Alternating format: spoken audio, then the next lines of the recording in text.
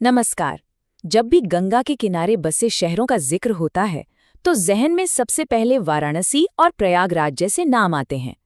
लेकिन आज हम इन दोनों के बीच बसे एक ऐसे शहर की कहानी जानेंगे जो भले ही कम मशहूर हो, पर इतिहास और आस्था का एक बहुत ही गहरा संगम है, मिर्जापुर।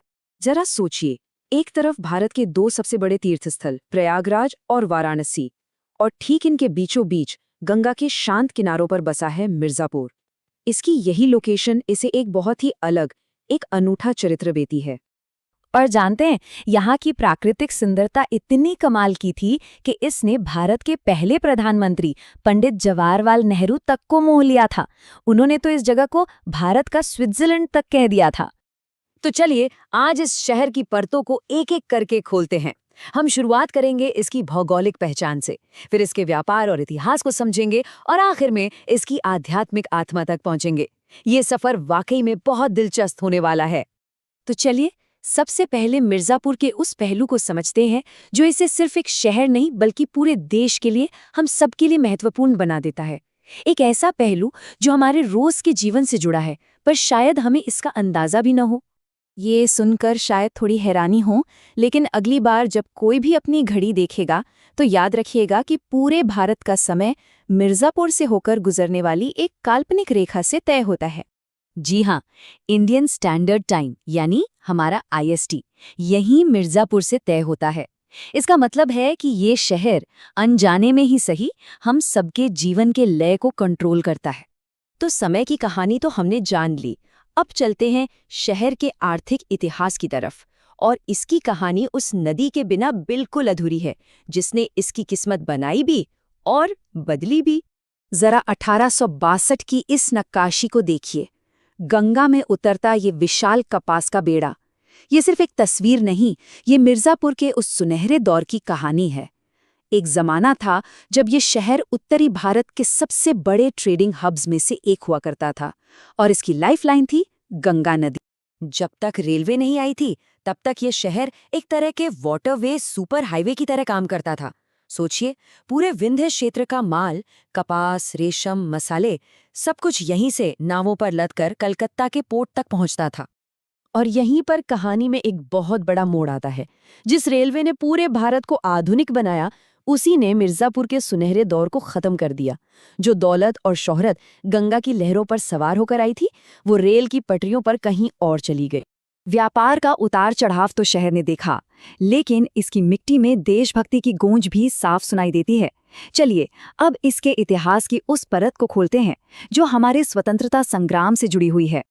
बात चाहे 1857 के पहले विद्रोह की हो या फिर बाद में सविनय अवज्ञा और नमक सत्याग्रह जैसे आंदोलनों की, मिर्जापुर के लोगों ने आज़ादी की लड़ाई में हमेशा बढ़ चढ़कर हिस्सा लिया।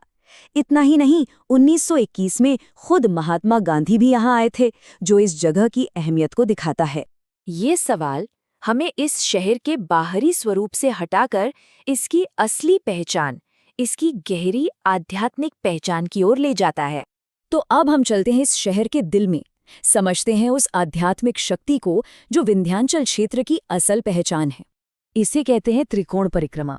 अब ये सिर्फ 3 मंदिरों की यात्रा नहीं है, ये एक पवित्र ज्यामिति है, एक आध्यात्मिक सर्किट है जो 3 शक्तिशाली देवियों को एक त्रिकोण यानी एक ट्रायंगल में जोड़ता है।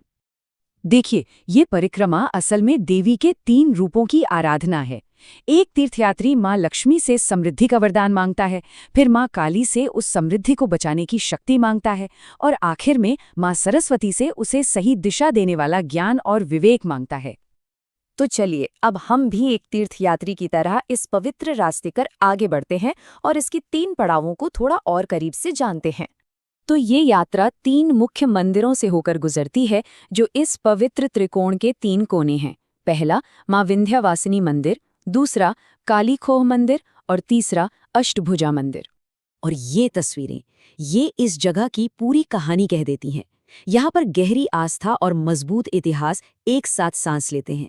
एक तरफ माँ विंध्यवासिनी में लोगों का अटूट विश्वास है, तो दूसरी तरफ समय की हर मार सहकर खड़ा चुनार का किला है। तो इस यात्रा का क्रम कुछ ऐसा है। सबसे पहले माँ विंध्यवासिनी, जो लक्ष्मी का रूप है, उनसे समृद्धि का आशीर्वाद लिया जाता है। फिर काली कोह में महाकाली से उस समृद्धि को सहेजने की शक्ति मिलती है, और आखिर में अष्टभुजा पहाड़ी पर महासरस्वती से उस समृद्धि को सार्थक बनाने वाला ज्ञान और विवेक मिलता है। तो ये जो 8 किलोमीटर की यात्रा है ना, ये सिर्फ एक धार्मिक अनुष्ठान नहीं है, ये तो जीवन का पूरा फलसफा है। समृद्धि की कामना करना, उसे बनाए रखने की शक्ति पाना और फिर उसे सही तरीके से इस्तेमाल करने का ज्ञान हासिल करना। तो आखिर में हम ये कह सकते हैं कि मिर्ज़ापुर सिर्फ एक भौगोलिक संगम नहीं है, बल्कि ये एक सांस्कृतिक संगम है। यहाँ इतिहास की धारा, व्यापार की नदी और आस्था की अविरल सरिता, ये सब मिलकर इस जगह को एक अनोखी पहचान देते हैं। और इन सभी उतार चढ़ावों की खामोश गवाह है गंगा, जो कल भी यहाँ बहती थी, आज भी बह रही है और हमेशा हमेशा इस शहर की कहानी कहती रहेगी। और ये बात हमें एक सवाल के साथ छोड़ जाती है। हमारे देश में मिर्ज़ापुर जैसे और कितने ऐसे छिपे हुए खजाने हैं जो अपने अंदर देश के इतिहास और आत्मा के न जाने कितने राज समेटे हुए हैं, और बस हमारे उन्हें खोजने का इंतज़ार कर रहे हैं।